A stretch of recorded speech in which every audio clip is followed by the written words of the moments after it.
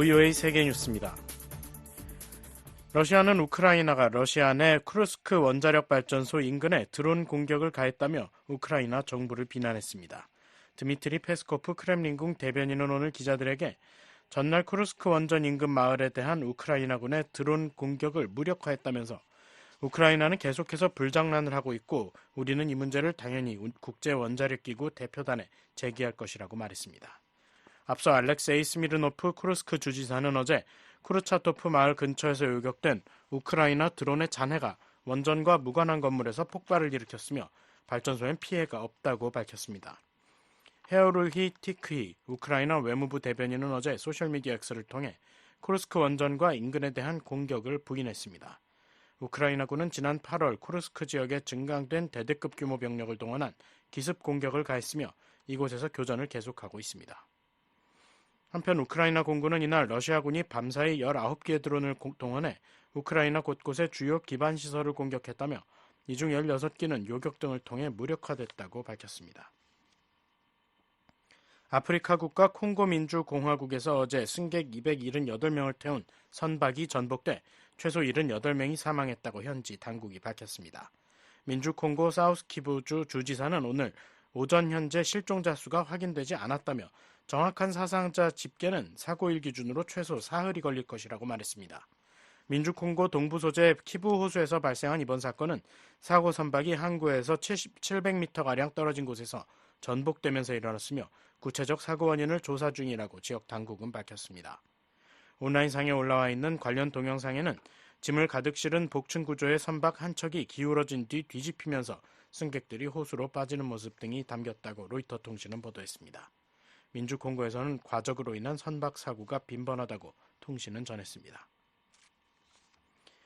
미국은 이란의 석유시설에 대한 이스라엘의 보복 공격에 대해 논의하고 있다고 조 바이든 대통령이 말했습니다.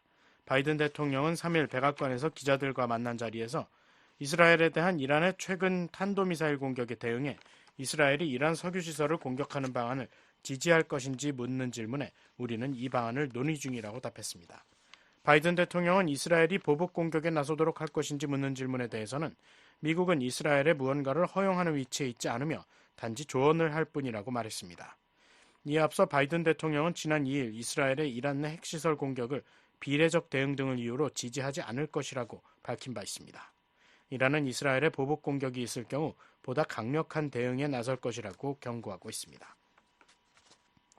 이런 가운데 이란과 동맹 세력들이 이스라엘에 굴복하지 않을 것이라고 아야톨라 알리 하메네이 이란 최고 지도자가 4일 밝혔습니다.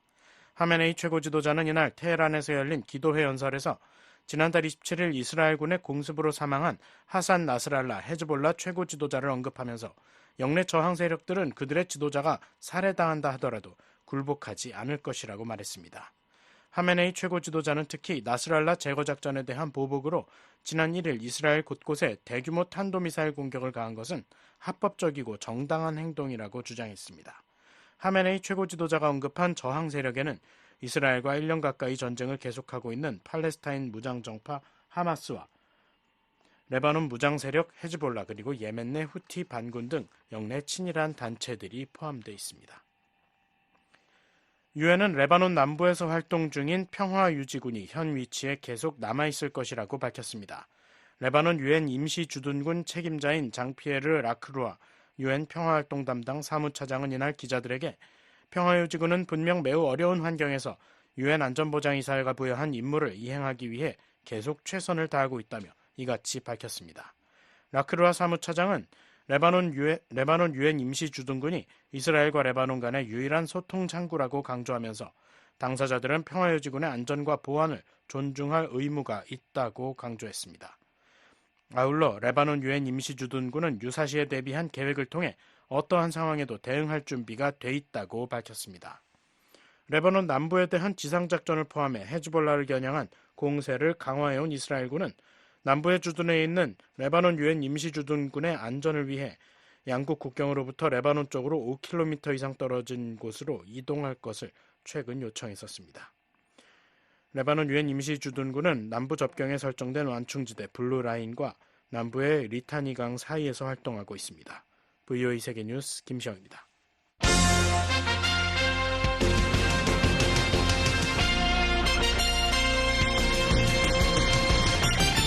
VOA News Today. 여러분 안녕하십니까? 2024년 10월 4일 금요일 VOA 뉴스 투데이 3부 시작하겠습니다. 진행의 김양경입니다. 이 시간에 보내드릴 주요 소식입니다. 이시바 시게루 신임 일본 총리가 제안한 아시아판 나토 구상에 대해 미국 하원 의원들은 대체로 신중한 반응을 보였습니다. 김정은 북한 국무위원장은 윤석열 한국 대통령을 실명으로 비난하면서 미국과 한국이 북한 주권을 침해하려 할 경우 핵무기로 공격하겠다고 위협했습니다. 김여정 노동당 부부장도 한국의 국군의 날 행사를 조롱하는 담화를 냈습니다. 미국 정부가 북한 정권 종말을 언급한 윤석열 대통령의 국군의 날 메시지와 관련해 핵을 포함한 모든 역량으로 한국을 방어하겠다는 확고한 공약을 재확인했습니다. 북한의 위협에 대응하기 위해 한미 양국이 확장 억제력을 더욱 강화해 나갈 것이라고도 강조했습니다. 내일 북한 날씨는 전 지역 대체로 맑겠습니다. 최저기온은 영하 1도에서 영상 13도, 최고기온은 영상 16도에서 24도 되겠습니다. 바다의 물결, 동해 앞바다 0.5에서 1.5m, 서해 앞바다 0.5m이겠습니다. 첫 소식입니다. 이시바 시게루 신임 일본 총리가 제안한 아시아판 나토 구상에 대해 미국 하원 의원들은 대체로 신중한 반응을 보였습니다. 아시아 안보 협력의 필요성에 대해 공감하면서도 각기 다른 전략적 접근을 제시했습니다. 이종훈 기자가 보도합니다. 이시바 시게루 신임 일본 총리가 북대서양조약기구 나토와 유사한 안보 체제를 아시아에 도입하자는 구상을 발표한 데 대해 일부 미국 하원 의원들은 유보적인 태도를 보였습니다. 공화당 마이클 맥콜 하원 외교위원장실 대변인은 3일 VOA 논평 요청에 맥콜 위원장은 중국의 위협으로부터 보호하는 미국의 리더십을 강조하고 있다고 밝혔습니다. 맥콜 위원장은 특히 상호 방위 조약의 중요성을 강조하며 영내 강력한 안보 협정을 지지한다고 대변인은 설명했습니다. 또한 영내 협력을 심화해야 하지만 이런 조약들이 강력하고 신뢰할 수 있는 형태로 유지돼 중국을 억제하는 역할을 해야 한다는 게 맥콜 위원장의 입장이라고 덧붙였습니다. 공화당 소속 영킴 하원 의원 대변인도 이시바 총리의 아시아판 나토 구상에 대해 신중한 반응을 보였습니다.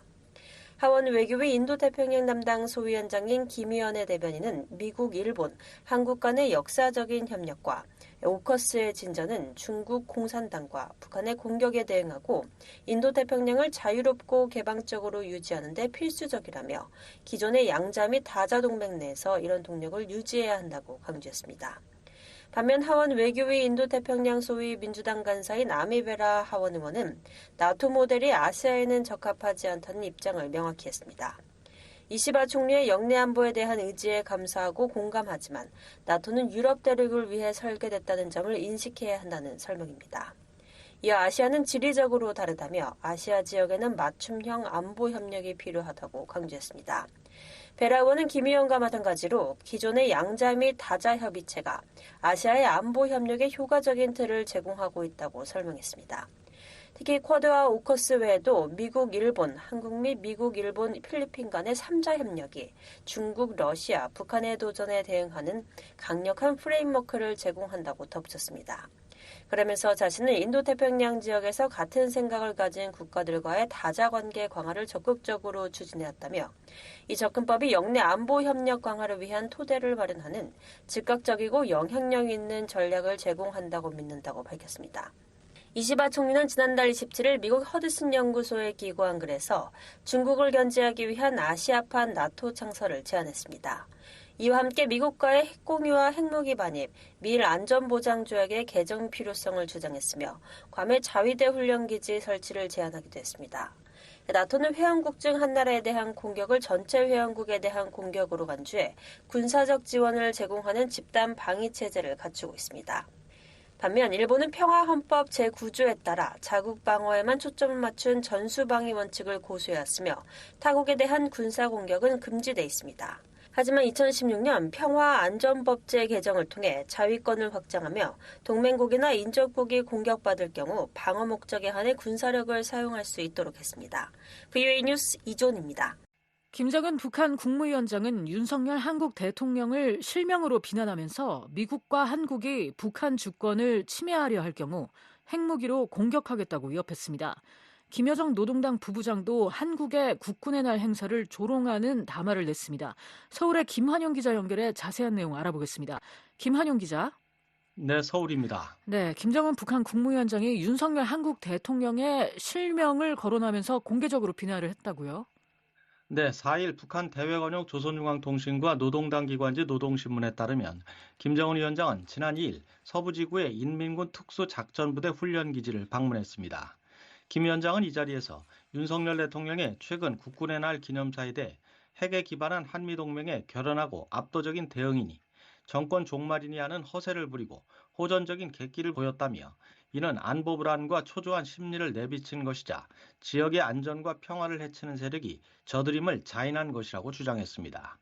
김 위원장은 또 윤 괴뢰가 핵을 보유하고 있는 국가의 문전에서 군사력의 압도적 대응을 입에 올렸는데 뭔가 온전치 못한 사람이 아닌가 하는 의혹을 사지 않을 수 없게 한 가관이라고 비난했습니다.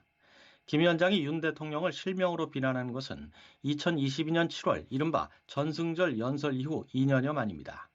김 위원장은 적들의 그 어떤 위협적인 수사나 행동, 계략과 시도도 우리의 핵을 뺏지 못할 것이라며 한미동맹을 지나치게 믿고 공화국의 주권을 침해하는 무력 사용을 기도하려 든다면 핵무기를 포함한 모든 공격력을 사용할 것이라고 위협했습니다. 김 위원장이 직접 윤 대통령을 거칠게 비난하고 나왔는데 그 배경은 뭘까요? 김 위원장이 이번 발언은 북한이 핵을 사용할 경우 그날이 바로 정권 종말이라고 말한 윤 대통령의 기념사에 맞서 핵 보유국으로서의 강대강 대응 의지를 부각시키려는 의도가 깔려 있다는 분석입니다. 경남대 극동문제연구소 이물출 교수입니다. 윤석열 정권이 자신들의 핵 보유에 대해서 다양한 압박과 시도를 하고 있는데 이런 시도에 절대로 굴복하지 않겠다는 메시지, 그리고 이 시도가 일정한 선을 넘으면 자기들은 핵무기를 포함해서 모든 공격력을 사용해서라도 대한민국을 파멸시키겠다. 이 메시지가 중요한 메시지라고 봐요. 서울대 통일평화연구원 장용석 박사는 김 위원장이 이번에 특수작전부대를 방문한 데 대해 한국 지휘부 침투를 염두에 둔 부대일 수 있다며 정권 종말을 언급한 윤 대통령 기념사에 대응한 강한 메시지를 발신하기 위한 행보로 풀이했습니다. 네, 김 위원장의 여동생 김여정 노동당 부부장도 담화를 냈다고요? 네, 그렇습니다. 김여정 부부장은 김 위원장의 발언 보도 하루 전인 3일 조선중앙통신과 노동신문을 통해 국군의 날 행사를 비난하는 담화를 발표했습니다.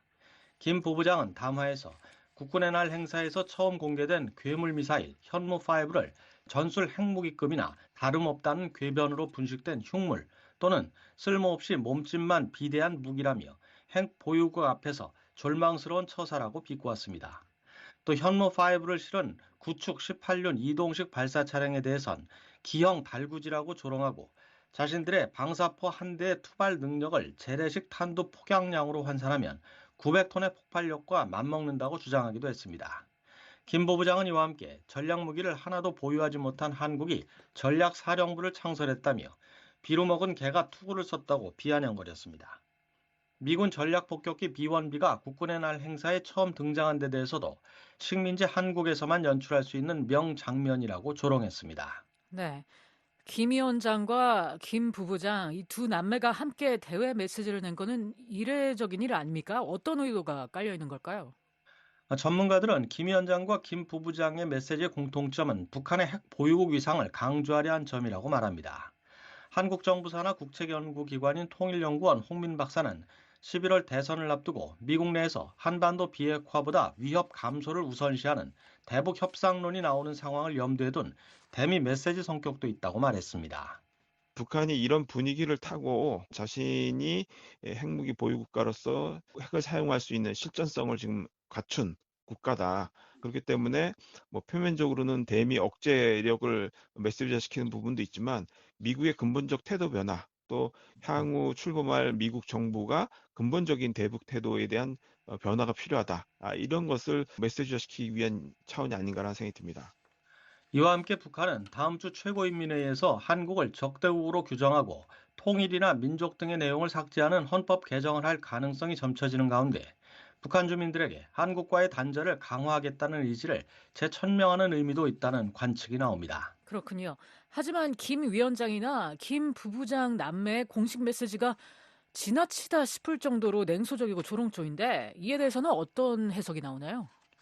장용석 박사는 김정은 위원장의 심리적 특성에 기인한 측면이 있다고 말했습니다. 장 박사는 김 위원장의 중요한 심리적 특징은 경쟁심이 매우 강한 것이라며 한국이 북한이 앞서 개발했다고 자랑한 4.5톤 탄두의 고위력 탄도미사일을 압도하는 측면 기동 기술까지 갖춘 현무5를 공개한 데 자극을 받았을 수 있다고 설명했습니다. 지난 국군의 날 기념식에서 등장했던 남한의 현무5가 대단히 주목을 받을 수밖에 없는 거고, 그럼 북한의 입장에서 최근에도 개발을 시도하고 있었던 기술인데 남한에서 버젓이 완성된 기술로 이제 실전 배치에 들어가는 미사일을 공개했다는 점에서 김정은이 굉장히 심리적으로 자극을 받지 않았을까. 김여정과 또 본인 스스로 그걸 비판하는 입장을 표명할 정도로 심리적 자극 상황, 이런 게 있지 않았을까 생각을 합니다. 박원곤 이화여대 북한학과 교수는 북한 최고 지도층이 핵무력을 앞세워 한국을 조롱하면서도 고위력 탄도미사일 개발 등에 연연하는 것은 미 한의 핵과 재래식 통합 전력에 대한 불안감 때문이라고 풀이했습니다. 4.5톤짜리 탄도 집어넣은 거? 핵폭탄인데 그걸 왜 만드냐? 그러니까 북한이 절대 가질 수 없는 최첨단의 북한 타격 능력이 출중한 그런 무기 체계들이 계속 보여지니까 자신들이 핵 능력을 그렇게 고도화했음에도 불구하고 여전히 여기에 대해서 확신하지 못하는 부분이 있다라는 것을 방증한다 생각이 들어요. 한국 국방부는 4일 낸 입장문에서 한국군의 능력과 한미동맹의 공고함이 북한 정권의 뇌리에 두려움으로 인식됐다는 것을 여실히 보여주는 것이라며 주민들의 고통을 외면한 채 정권 유지에만 급급해하는 북한은 국군의 날 행사에 대해 왈가왈부할 자격이 없다고 강조했습니다. 김 기자, 북한은 최고 지도층의 이런 말폭탄과 함께 또다시 한국을 향해 쓰레기 풍선을 날려보냈다고요? 그렇습니다. 한국합동참모본부에 따르면 군은 북한이 4일 새벽부터 오후까지 320여 개의 쓰레기 풍선을 띄운 것으로 식별했습니다.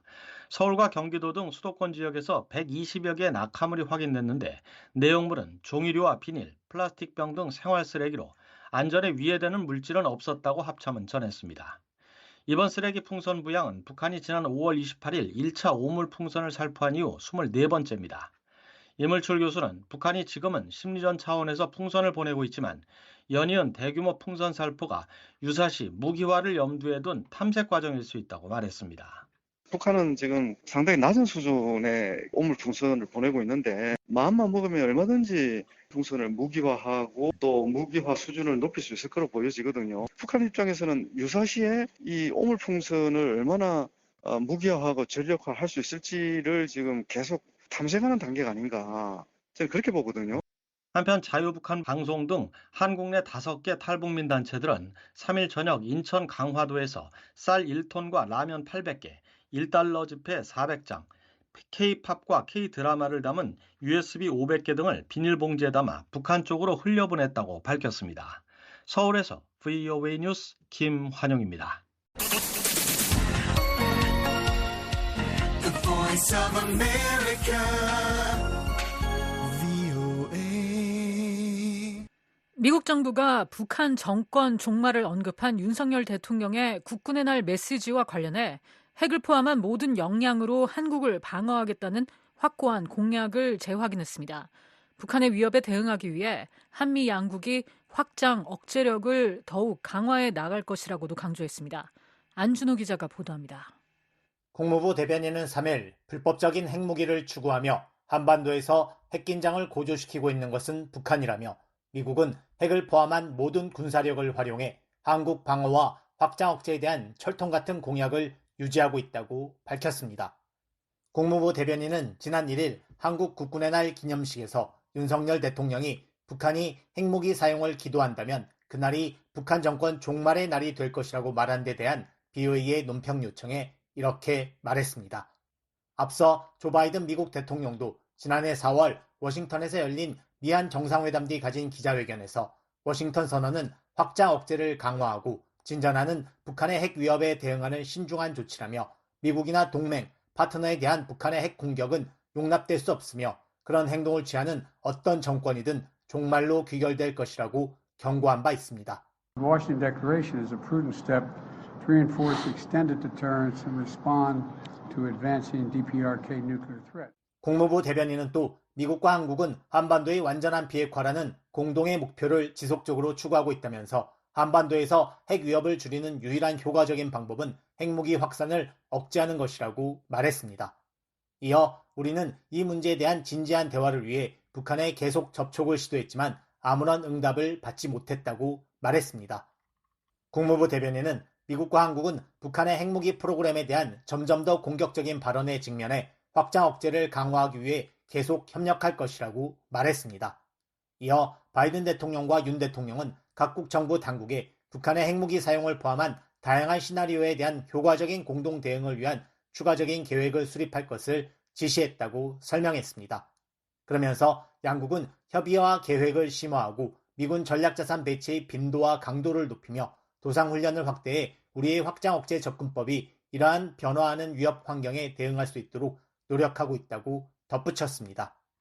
국무부 대변인은 또 북한이 지난 1일 국군의 날 행사에 미군 전략폭격기 B-1B 한반도 전개를 비난한 것과 관련해 미한일 3국이 오랜 양자 및 3자 군사훈련은 군사 대비 태세를 유지하고 영내 안보를 보존하기 위한 것이라며 북한의 탄도미사일 발사와 기타 활동과는 달리 이런 훈련은 유엔 안전보장이사회의 어떤 결의에 의해서도 금지되지 않았다고 강조했습니다. 이어 미한 군사훈련은 일상적이고 방어적인 성격의 훈련이라며 훈련 날짜와 활동을 포함해 사전에 훈련을 발표함으로써 위험을 줄이고 투명성을 높이고 있다고 밝혔습니다. 그러면서 이런 접근법은 민간 항행에 용납할 수 없는 위험을 초래하고 영내 불확실성을 증가시키는 북한의 예고 없는 미사일 발사와 기타 군사활동과는 극명하게 대조적이라고 반박했습니다. 앞서 북한은 지난 1일 대외관영 조선중앙통신에 김강일 국방성 부상명예의 담화를 내고 미군 전략폭격기 B-1B의 한반도 전개를 비난한 바 있습니다. 김 부상은 담화에서 B-1B의 한반도 전개는 미국의 허세성 무력 시위 노름이라며 미국의 예고 없는 전략자산 전개가 치유불능의 악습으로 고착된 이상 그에 상응하게 예측할 수 없는 전략적 성격의 행동 조치를 강구하는 것도 주권국가의 합법적 권리라고 주장했습니다.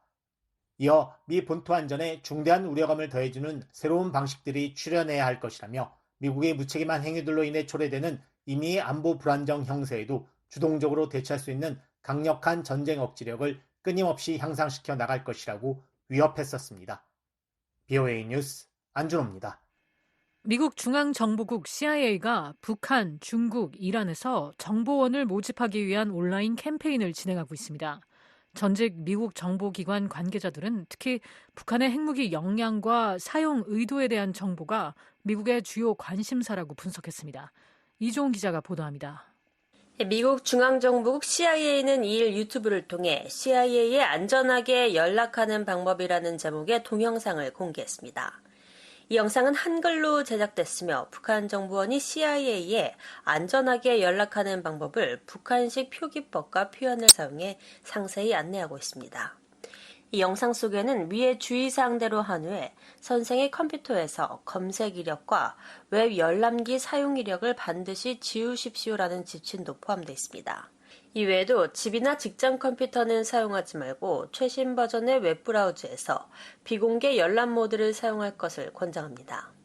접속 후에는 검색 기록과 웹브라우저 사용 기록을 반드시 삭제할 것을 강조하며 가상사설망 또는 토르망을 사용할 것도 권고하고 있습니다.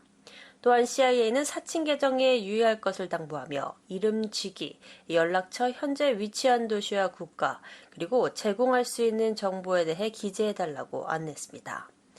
이날 CIA는 북한, 중국, 이란에서 정보원을 모집하기 위해 한글 외에도 중국어와 페르시아어로 제작된 동영상을 유튜브와 X를 통해 공개했습니다. CIA는 보도자료에서 CIA에 안전하게 연락하는 방법에 대한 지침을 새 언어로 제작해 공개했다고 밝히며 이 분야에서 우리의 노력은 러시아에서 성공을 거뒀다고 전했습니다. 또한 다른 권위주의 정권에 속한 사람들에게도 우리가 언제든지 협력할 준비가 돼 있다는 사실을 알리고 싶다고 강조했습니다. VU는 유엔 주재 북한 대표부와 워싱턴 주재 중국 대사관에 CIA의 이번 게시물 공개에 대한 논평을 요청하고 답변을 기다리고 있습니다. 미국 정보 당국자들은 이번 캠페인에 대해 중요한 정책적 의미를 부여하고 있습니다. 시드니 사일러 전 미 국가정보위원회 북한 담당 분석관은 CIA의 북한 정보원 모집이 처음은 아니라면서 북한이 중국, 이란과 함께 대상국에 포함된 건 정책 이반자들과 정보 커뮤니티에 북한의 중요성을 상기시켜준다고 설명했습니다. The fact that this advertisement is put out there with these, limited number of target countries. 사일러 전 분석가는 또 CIA와 다른 정보기관들이 북한의 핵미사일 능력과 그 사용 의도를 이해하는 데 도움이 되는 정보에 중점을 두고 있다고 덧붙였습니다. CIA 동아시역 지역 전문가 출신 데니스 와일더 전 백악관 아시아 담당 선임 보좌관은 이번 온라인 모집 캠페인을 긍정적으로 평가했습니다. 와일더 전 보좌관은 러시아, 중국, 북한 모두 인터넷을 이용해 미국에 맞섰고 이제는 우리가 이를 적극적으로 활용할 때라고 말했습니다. The Russians, the Chinese, the North Koreans all have used the internet against us, and it's time for us to. 특히 북한에선 감시가 매우 철저해 직접 만나는 것이 어렵지만 인터넷을 통해 정보에 들키지 않고 접촉할 수 있는 방법이 있다는 점을 장점으로 꼽았습니다. 와일더 전 보좌관은 북한 내 인터넷 접근이 제한돼 있어 CIA의 정보원 모집에 어려움이 있을 수 있지만 동시에 엘리트층을 겨냥할 경우 매우 효과적일 수 있다고 지적했습니다. And I'm sure in North Korea the surveillance is so heavy that it's very difficult to meet with somebody without the government knowing you're. 우리는 북한의 일반 주민이 아닌 엘리트 인력을 모집하고자 하며 우리가 원하는 사람들은 우리가 찾고 있는 정보를 가지고 있을 가능성이 높은 지도층 인사들이라는 설명입니다. 와일더 전 보좌관은 온라인을 통한 정보원 모집이 이루어진다면 미국이 필요한 정보를 보다 효과적으로 수집하는 데 큰 도움이 될 수 있다고 강조했습니다. VOA 뉴스 이존입니다. 미국 국토안보부는 최근 발표한 연례 보고서에서 북한이 암호화폐 탈취와 IT 인력들의 위장 취업을 통해 미국의 금융기관과 기업들을 지속적으로 겨냥하고 있다고 경고했습니다. 이러한 사이버 공격이 북한의 자금 확보와 정보 수집을 위한 주요 전략이라며 미국 개인과 기관에 심각한 위협이 되고 있다고 강조했습니다. 조은정 기자가 보도합니다. 미국 국토안보부는 2일 발표한 2025 국토안보 위협평가 보고서에서 북한의 미국에 대한 사이버 위협이 계속되고 있다고 밝혔습니다. 이 보고서는 미국 국내 공공안전, 국경 보안, 주요 인프라와 경제에 대한 잠재적 위협을 분석하고 있으며 내년에도 미국을 향한 위협 수준이 높은 상태로 유지할 것으로 전망했습니다. 보고서는 특히 북한을 비롯해 중국, 러시아, 이란 등 적대국 해커들이 미국의 주요 인프라를 공격해 재정적 피해를 입힐 것이라고 내다봤습니다. 북한의 사이버 활동과 관련해서는 암호화폐 탈취를 주요 전략적 활동으로 지적했습니다. 보고서는 북한의 사이버 행위자들이 미국 금융기관, 개인, 벤처캐피탈 회사, 거래소, 특히 암호화폐 사용자와 단체를 계속 표적으로 삼을 것이 거의 확실하다고 설명했습니다. 또 이러한 공격은 북한의 전략적 우선순위와 무기 프로그램에 자금을 조달하고 국제 제재의 영향을 줄이기 위한 것이라며 북한 해커들이 지난 몇 년 동안 수억 달러의 암호화폐를 훔쳤다고 지적했습니다. 보고서는 북한 정보기술 IT 인력들이 미국 기업의 위장 취업을 시도하고 있는 사실도 지적했습니다. 북한은 수천 명의 고도로 숙련된 IT 인력을 전 세계에 배치해 그들이 벌어들인 수익을 통해 금융제재의 영향을 완화하고 정권의 우선순위에 필요한 자금을 확보하고 있다는 설명입니다.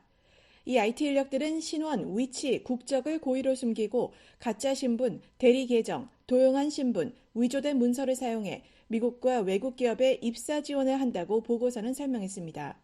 또한 이러한 활동을 통해 북한은 미국의 시스템과 독점 정보에 대한 접근 권한을 확보하고 이를 통해 북한의 경제, 외교 및 군사 현대화에 기여할 수 있다고 지적했습니다. 한편 한국과 미국은 북한의 가상자산 탈취에 대해 양국 협력을 심화하기로 협의했다고 한국 대통령실이 3일 밝혔습니다.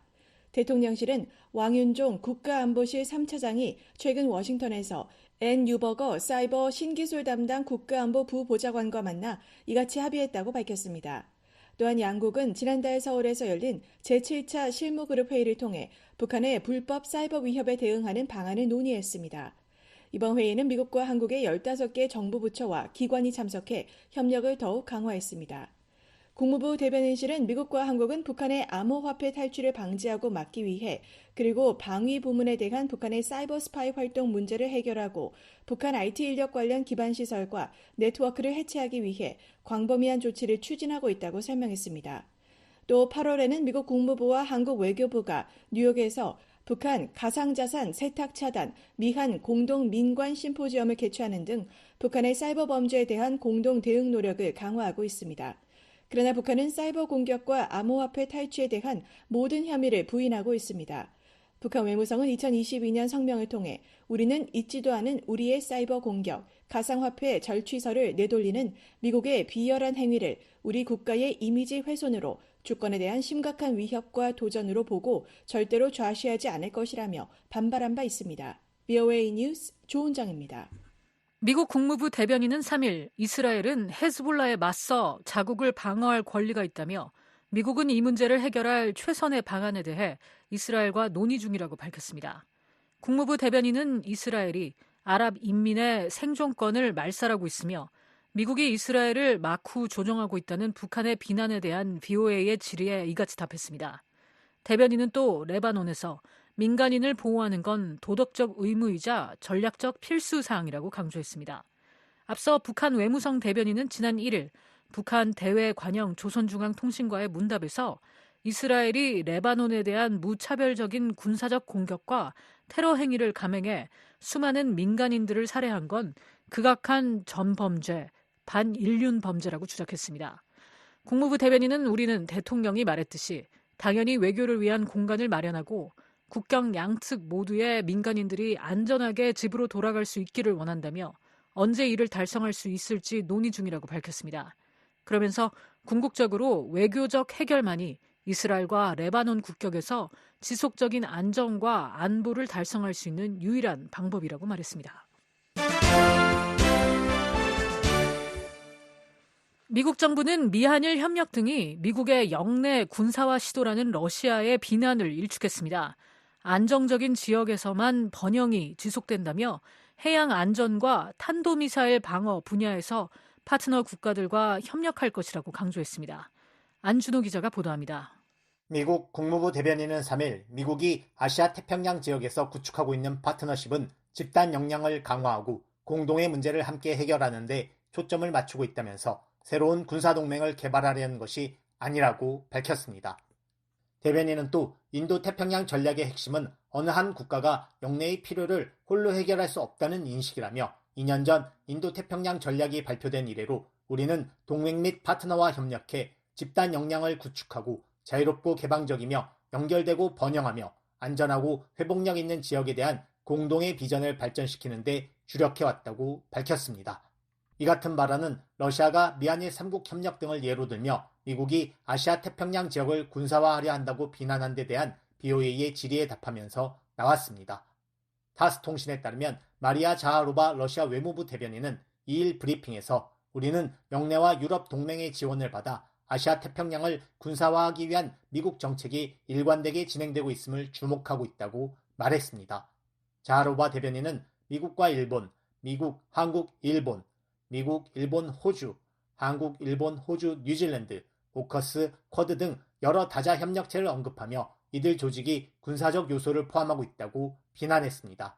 국무부 대변인은 아세안, 태평양 도서국 포럼, 환인도양 연합, 아시아 태평양 경제협력체, 쿼드, 미한일 3국 협력, 오커스 등 인도 태평양 지역에서 동맹 및 파트너들과의 협력을 예로 들며 이런 파트너십은 공동의 문제를 함께 해결하는 데 중점을 두고 있다고 강조했습니다. 대변인은 또 우리는 또한 포괄적인 번영은 안정적이고 안전한 지역에서만 성취할 수 있음을 인식하고 있다며 파트너와의 협력에는 해양 안전과 사이버 보안, 안정을 증진하기 위한 탄도미사일 방어 지원 노력이 포함된다고 말했습니다. 아울러 파트너와의 협력을 통해 영내 요구를 충족시키고 외교와 협력에 기반한 국제체제를 강화하고 있다고 덧붙였습니다. BOA 뉴스 안준호입니다. 유럽연합 EU가 북한의 지속적인 대러시아 군사 지원을 비판했습니다.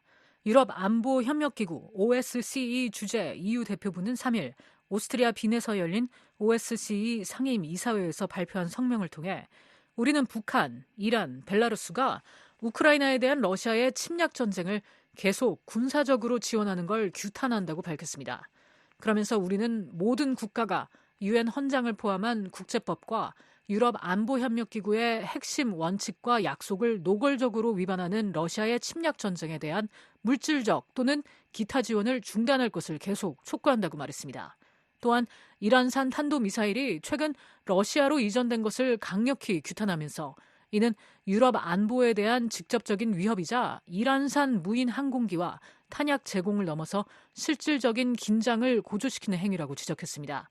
아울러 러시아가 우크라이나에 대한 불법적이고 근거 없는 부당한 침략 전쟁을 즉각 중단하고 모든 군대와 군사 장비를 철수할 것을 촉구했습니다. 앞서 유럽 안보협력기구 주재 미국 대표부의 트레이시 뉴엘 부대사 대행도 지난 5월 열린 상임이사회 회의에서 러시아의 우크라이나 침략 전쟁을 돕는 국가들을 비판하면서 북한이 포탄 지원을 지속하고 있다고 지적한 바 있습니다. 북한과 러시아는 미국 정부 등 국제사회가 제시한 구체적인 증거에도 불구하고 양국 간 군사협력 사실을 계속 부인하고 있습니다. 러시아가 북한에 공급한 정제유량을 7개월째 유엔에 보고하지 않으면서 역대 최장기 미보고 기록을 갱신했습니다. 대북 제재를 사실상 무력화하고 있는 러시아가 이제는 유류 공급 보고 의무마저 저버린 것인지에 대한 의문이 커지고 있습니다. 함지아 기자입니다. 러시아가 유엔 안보리 대북제재위원회에 북한에 대한 정제유 공급량을 또다시 보고하지 않았습니다. 대북제재위원회 웹사이트에 따르면 러시아는 2월부터 8월까지 북한에 제공한 정제유량을 보고하지 않았으며 해당 기간 동안 보고된 데이터는 공란으로 남아 있습니다. 안보리는 2017년 결의 23975를 통해 북한의 연간 정제유 수입 한도를 50만 배럴로 제한하고 정제유를 제공하는 국가는 매월 30일까지 전달의 공급량을 보고하도록 규정하고 있습니다.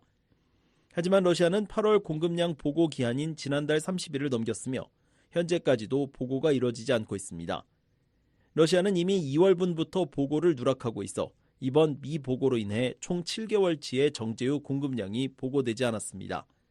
이는 기존 6개월 미보고 기록을 갱신한 것으로 역대 최장 미보고 사례입니다. 과거 러시아는 보고가 지연된 경우가 있었으나 신종 코로나 바이러스 기간 동안 유류 공급이 없었던 2020년에서 2022년까지는 정해진 기간 내에 보고를 마친 바 있습니다. 최근 몇 년간 러시아는 4, 5개월치 공급량을 한꺼번에 보고하는 등 보고 속도가 느려지긴 했지만 이번처럼 7개월 연속 미보고는 전례 없는 일입니다. 북한에 유류를 공급하는 또 다른 국가인 중국은 5월분까지 보고를 완료한 상태입니다. 현재 대북제재위 웹사이트에는 러시아와 중국의 미보고분이 반영되지 않아 북한에 반입된 정제유는 약 64,574배럴로 전체 허용치의 12.92%에 해당하는 양으로 게시돼 있습니다. 러시아의 정제유 미보고가 최근 대북제재 이행 중단과 연관된 것인지 주목됩니다. 특히 러시아는 북한과의 밀착 행보를 보이며 안보리 결의 위반 행위를 지속하고 있어 의도적으로 보고를 안 한 게 아니냐는 의혹이 커지고 있습니다. 최근 러시아와 북한의 유류 거래 등 안보리 결의 위반 정황이 곳곳에서 포착되고 있습니다. 앞서 BOA는 북한 유조선 련풍호가 지난달 18일 러시아 극동 보스토치니항에 입항했다고 보도했습니다. 련풍호가 접안한 부두에 대형 유류 탱크 3개가 설치돼 있어 유류 선적 목적이라는 의혹이 제기됐습니다. 또한 영국 파이낸셜 타임스와 일본 요미우리 신문도 북한 유조선이 이 항구에서 유류를 선적하는 장면을 포착했다고 보도했습니다. 이 같은 상황에서 러시아가 안보리 보고 의무를 이행하지 않고 있다는 점은 더욱 우려를 불러일으킵니다. 미국 정부는 북한이 올해 3월을 기준으로 이미 정제유 수입 한도를 초과했다고 밝힌 바 있으며 이후의 유류 공급은 모두 안보리 결의 위반으로 간주됩니다. 러시아는 최근 대북 제재와 관련한 여러 의무 이행을 중단하는 모습을 보였습니다. 3월에는 유엔 안보리 대북 제재 이행을 감독하는 전문가 패널의 임기 연장에 반대했고 북한에 대한 제재 완화를 지속적으로 주장하고 있습니다. 또한 북한 라진항에서 러시아 선박이 북한 무기를 선적하는 장면이 포착됐고 블라디미르 푸틴 러시아 대통령은 김정은 위원장에게 고가의 차량을 선물하기도 했습니다. 이에 따라 러시아가 안보리 대북 제재 체제를 더 이상 인정하지 않기로 한 것 아니냐는 분석이 나오고 있습니다. 아울러 러시아가 대북 유류 공급량 보고를 미루는 게 아니라 아예 보고하지 않기로 했을 가능성도 제기됩니다. 데니얼 스나이더 스탠퍼드 대학 동아시아학 교수는 최근 BOA에 북한과 러시아의 관계가 지난 1년간 분명히 깊어졌다며 북한이 러시아에 무기와 탄약을 공급하는 반면 러시아는 북한에 경제적 지원을 제공하고 있다고 지적했습니다. I think the relationship between Russia and North Korea has clearly deepened, both in terms of the. 설사 러시아가 뒤늦게 보고한다고 해도 안보리의 정제후 보고 체계는 이미 효용성 논란에 휩싸인 상태입니다. 중국과 러시아가 보고한 양은 불법적으로 선박간 환적된 유류를 반영하지 않기 때문입니다. 이에 따라 북한이 실제로는 매년 50만 배럴 이상의 정제유를 들여오고 있음에도 불구하고 공식적으로는 한도를 초과하지 않은 것처럼 보이는 문제가 지적돼 왔습니다. 미 메릴랜드대 윌리엄 브라운 교수는 지난 7월 BOE에 유엔 제재는 본질적으로 자발적이라며 각국이 자신들의 수치를 원하는 대로 보고할 수 있다고 지적했습니다. The key thing about these UN sanctions are they are essentially voluntary. Governments themselves have to approve. 결국 중국과 러시아가 제공하는 수치의 신뢰성에 대한 의문은 계속해서 제기될 것으로 보입니다. BOE는 현재 유엔 주재 러시아 대표부에 관련 사안을 문의하고 답변을 기다리고 있습니다. BOE 뉴스 함지아입니다. 독일 정부는 북한의 정보기술 IT 인력들이 독일 기업에 위장 취업하고 있다고 경고했습니다. 이들을 고용할 경우 보안 위협은 물론 정보 유출, 평판 손상, 제재 위반으로 인한 법적 책임도 따를 수 있다고 강조했습니다. 조은정 기자가 보도합니다. 독일 헌법청은 1일 북한 IT 노동자들이 독일 기업에 위장 취업하고 있다며 사이버 보안 권고문을 발표했습니다. 독일 정보기관인 헌법수호청은 비밀리에 활동하는 북한 IT 노동자들이 원격으로 전 세계 기업에서 일하고 있으며 독일 기업들과도 계약 관계를 맺고 있다고 지적했습니다. 이들은 프리랜서 구직 사이트를 통해 일반 IT 지원에서부터 앱 개발, 블록체인 기반 스마트 계약 개발까지 다양한 업무를 수행하고 있다고 밝혔습니다.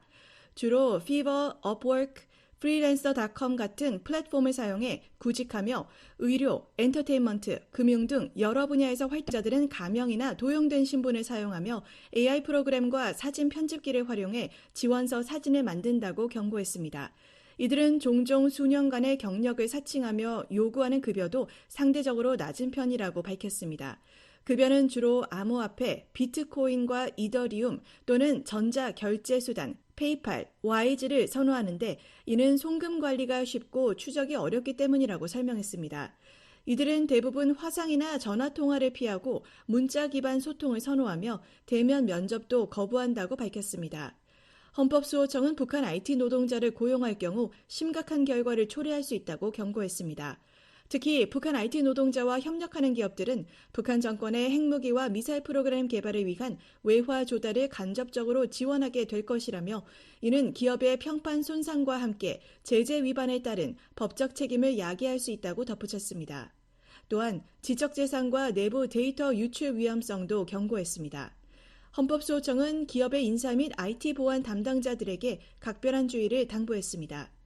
구글 산하 사이버 보안업체 맨디언트는 북한의 정보기술 IT 인력들이 전 세계 주요 기업 수십 곳에 위장 취업한 것으로 파악됐으며 유럽 기업들에도 이미 침투했다고 밝혔습니다.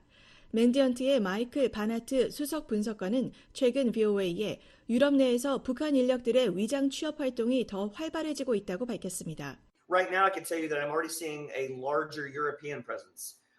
They are not happy with a lot of the post-COVID I-9 코로나 이후 미국의 고용 자격 확인서 I-9 제한 조치로 미국에서 일자리를 구하는 것이 더 어려워졌기 때문이라는 설명입니다.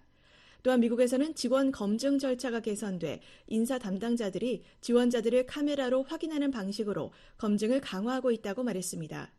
지난 9월 영국 재무부 역시 북한 IT 인력들이 영국 기업에 위장 취업하고 있다며 주의보를 발령하고 이들이 고용될 경우 대북 제재 위반으로 간주될 수 있다고 경고한 바 있습니다.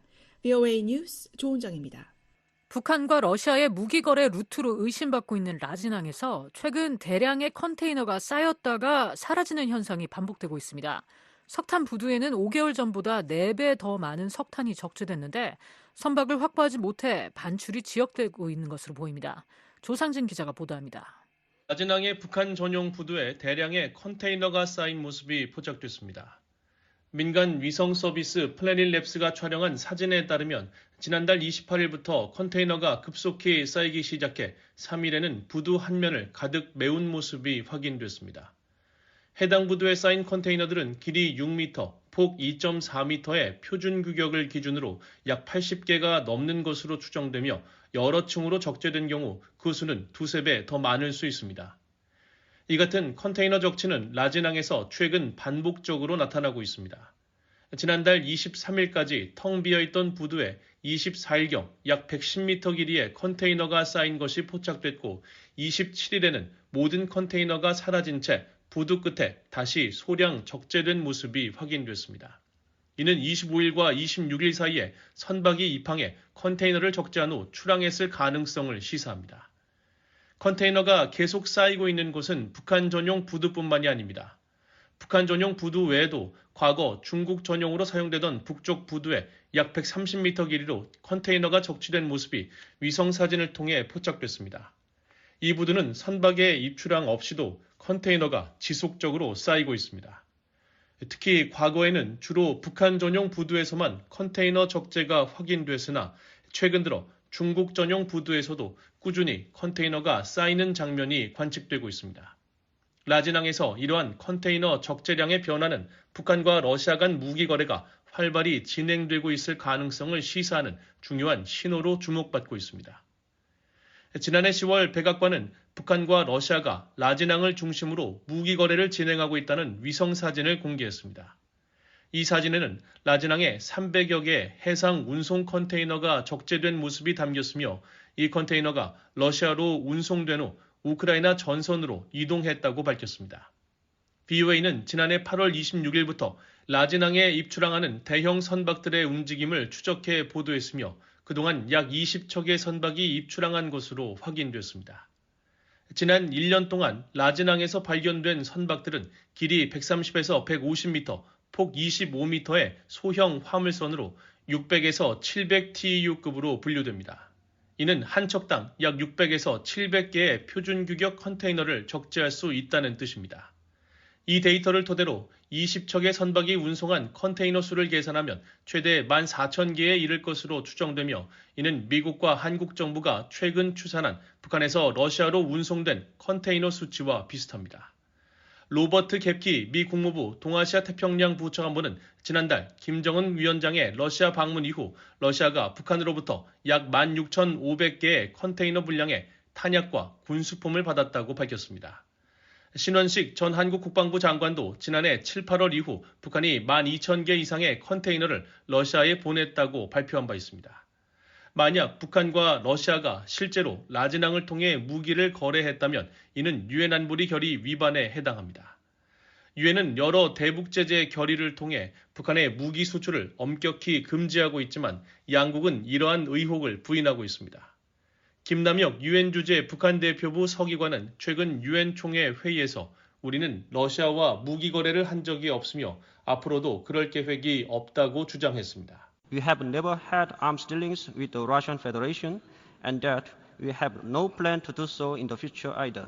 We strongly denounce the hostile forces for their rumor of 바실리 네벤자 유엔 주재 러시아 대사 역시 이러한 의혹을 부인하며 무기 거래에 대한 물적 증거는 없다고 주장했습니다. 한편 라진항 내 러시아 전용 석탄 부두에서는 석탄이 계속해서 쌓이고 있는 모습이 포착됐습니다. 러시아가 제3국으로 수출하기 위해 사용하는 이 부두는 현재 검은 석탄으로 뒤덮여 있으며 석탄이 쌓인 부두와 공터의 면적은 약 8만 제곱미터에 달합니다. 이는 지난 5월에 비해 약 4배 증가한 수치입니다. 유엔 안보리는 2017년 북한산 석탄 수출 금지를 명시한 결의안을 채택했으나 북한과 러시아가 합작으로 운영하는 라진 하산 일대에서 선적되는 러시아산 석탄에 대해서는 제재 예외를 인정했습니다. 이에 따라 러시아 기업은 과거 라진항을 통해 중국과 베트남 등으로 석탄을 수출하는 모습을 보이기도 했습니다.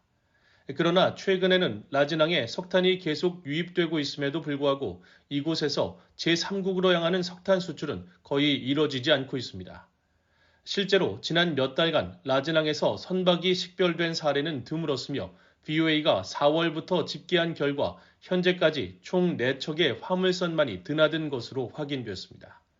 석탄은 계속 유입되는데 수출량이 거의 없다 보니 이 일대 석탄이 줄지 않고 계속 쌓이는 것으로 추정됩니다. 이는 라진항에서 석탄 운송 선박 수배에 어려움을 겪고 있는 러시아 회사들의 상황과도 일치합니다.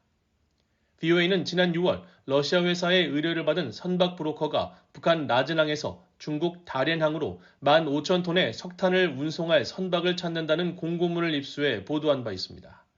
이 공고문은 전 세계 선박 회사와 용선업자들을 대상으로 한 입찰 요청으로 조건이 맞는 선박이 운송 기회를 얻게 됩니다. 그런데 이 브로커는 이후 공고문을 4번 더 배포했습니다. 또 공고문에는 러시아산 석탄 운송이 유엔 안보리 결의 위반이 아니라는 점도 담겼습니다. 이는 석탄 수배에 어려움을 겪고 있음을 나타내며 북한에서 석탄을 운송하는 것이 선박업계에 부담이 되고 있음을 시사합니다. 러시아산 석탄을 북한에서 운송하는 것은 유엔 결의 위반이 아니지만 북한 항구에 기항하는 것이 일부 국가에서 독자 제재로 이어질 수 있다는 우려가 선박업계에 퍼져 있는 상황입니다. 한국과 일본 등 일부 국가들은 북한에 기항한 선박의 자국 항구 입항을 일정 기간 금지하고 있습니다. 이는 선주들이 북한발 화물을 운송하는 것을 꺼리게 만드는 주요 요인으로 작용하고 있습니다. VOA 뉴스 조상진입니다.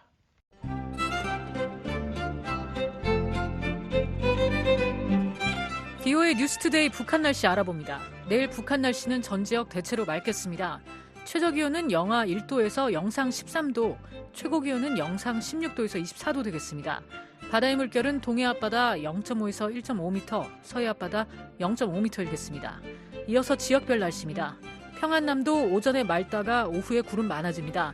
평양 10도에서 23도, 안주 9도에서 23도, 남포 10도에서 22도 되겠습니다. 평안북도 맑습니다. 신의주는 오전에는 구름 많습니다. 최저 10도에서 최고 23도 되겠습니다. 수풍 8도에서 22도, 강계 5도에서 22도 되겠습니다. 황해남북도 경기도 지역 오전에 맑다가 오후에 구름 많아집니다. 해주 12에서 24도, 용년 8도에서 24도, 개성 10도에서 24도, 사리원 10도에서 22도, 신계 7도에서 23도 되겠습니다. 함경남도, 양강도, 강원도 역시 오전에 맑다가 오후에 구름 많아집니다. 함흥 10도에서 24도, 장진 0도에서 19도, 해산은 하루 종일 맑습니다. 2도에서 20도 기록하겠습니다. 원산 10도에서 22도, 평강 6도에서 22도 되겠습니다. 함경북도 맑습니다. 청진 7도에서 21도, 선봉 8도에서 21도, 삼지연 영하 1도에서 영상 16도 기록하겠습니다. 이어서 해상 날씨입니다. 동해는 맑습니다. 물결은 앞바다 오전 오후 모두 0.5에서 1.5m, 먼바다는 오전에는 1에서 2m, 오후에는 0.5에서 1.5m이겠습니다. 서해는 오전에 구름 많다가 오후에 맑겠습니다. 물결은 앞바다 오전 오후 모두 0.5m, 먼바다는 오전 오후 모두 0.5에서 1m이겠습니다. 지금까지 뉴스투데이 3부를 보내드렸습니다. VOA 한국어 저녁방송 끝으로 세계 뉴스입니다. VOA 세계 뉴스입니다.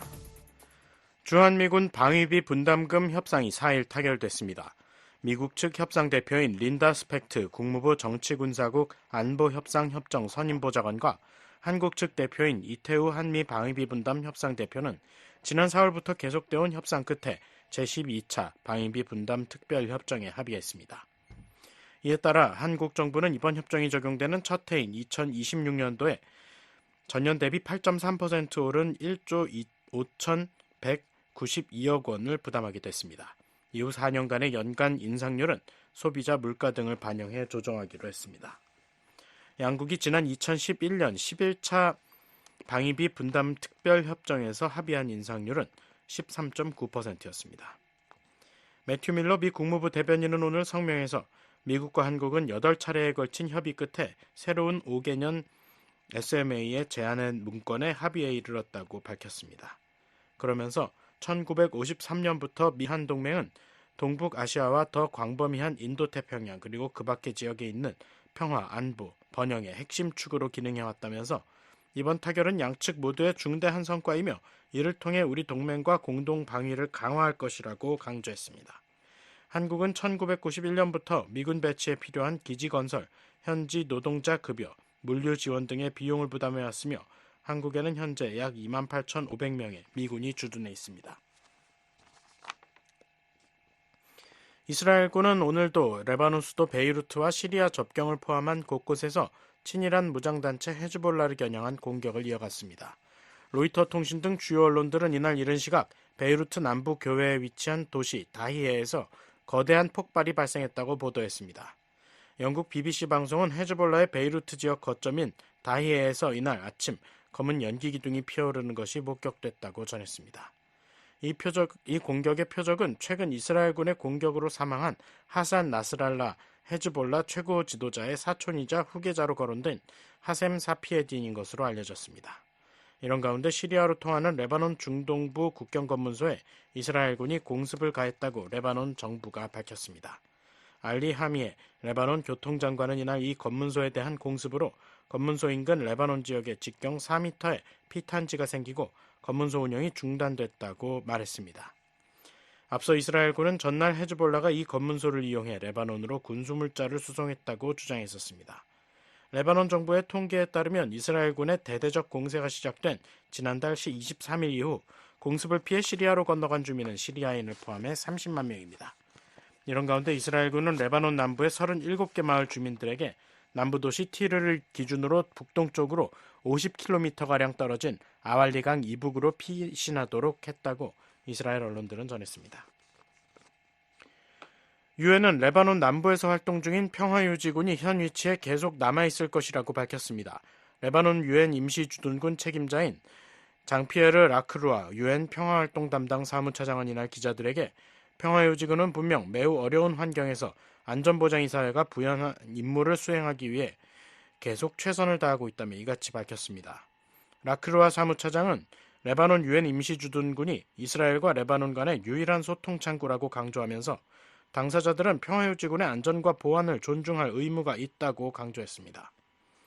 아울러 레바논 유엔 임시주둔군은 유사시에 대비한 계획을 통해 어떠한 상황에도 대응할 준비가 돼 있다고 밝혔습니다. 레바논 남부에 대한 지상작전을 포함해 헤즈볼라를 겨냥한 공세를 강화해온 이스라엘군은 남부에 주둔해 있는 레바논 유엔 임시주둔군의 안전을 위해 양국 국경으로부터 레바논 쪽으로 5km 이상 떨어진 곳으로 이동할 것을 유엔에 최근 요청했습니다. 레바논 유엔 임시주둔군은 레바논 남부 접경에 설정된 완충지대 블루라인과 남부의 리타니강 사이에서 활동하고 있으며 50개국 출신 만여 명의 병력과 800명의 민간 직원이 근무하고 있습니다. 한편 주요 7개국 정상들도 이날 공동성명에서 유엔 레바논 임시주둔군의 임무에 대한 지원을 강화하기 위해 최선을 다할 것이며 모든 당사자들과 긴밀히 소통할 것이라고 말했습니다. 이란과 동맹 세력들은 이스라엘에 굴복하지 않을 것이라고 아야톨라 알리 하메네이 이란 최고 지도자가 4일 밝혔습니다. 하메네이 최고 지도자는 이날 테헤란에서 열린 기도회 연설에서 지난달 27일 이스라엘군의 공습으로 사망한 하산 나스랄라 헤즈볼라 최고 지도자를 언급하면서 영내 저항 세력들은 그들의 지도자가 살해당한다 하더라도 굴복하지 않을 것이라고 말했습니다. 하메네이 최고 지도자는 특히 나스랄라 제거 작전에 대한 보복으로 지난 1일 이스라엘 곳곳에 대규모 탄도미사일 공격을 가한 것은 합법적이고 정당한 행동이라고 주장했습니다. 하메네이 최고 지도자가 언급한 저항 세력에는 이스라엘과 1년 가까이 전쟁을 계속하고 있는 팔레스타인 무장정파 하마스와 레바논의 무장세력 헤즈볼라, 그리고 예멘 내 후티 반군 등 영내 친이란 단체들이 포함되어 있습니다. 이런 가운데 바이든 대통령은 어제 백악관에서 기자들과 만난 자리에서 이스라엘에 대한 이란의 최근 탄도미사일 공격에 대응해 이스라엘이 이란 석유시설을 공격하는 방안을 지지하는지 묻는 질문에 이를 논의 중이라고 답했습니다. VOA 세계뉴스 김시영입니다. 지금까지 여러분께서는 VOA 저녁 방송을 들으셨습니다. VOA 저녁 방송은 저녁 8시부터 자정까지 4시간 동안 중파 1188kHz를 통해 들으실 수 있습니다. 또 밤 9시부터 10시까지는 단파 9350, 9490, 12080kHz로 밤 10시부터 11시까지는 단파 9350, 12045, 12080kHz로 또 밤 11시부터 12시까지는 단파 9405, 12045, 12080kHz로 청취 가능합니다. 매일 새벽 2시부터 3시까지 1시간 동안은 중파 1566kHz로 또 매일 새벽 4시부터 6시까지 2시간 동안은 단파 5875, 7365, 7465kHz로 들으실 수 있습니다. 함께해 주신 여러분 고맙습니다. 다음 방송 시간까지 안녕히 계십시오.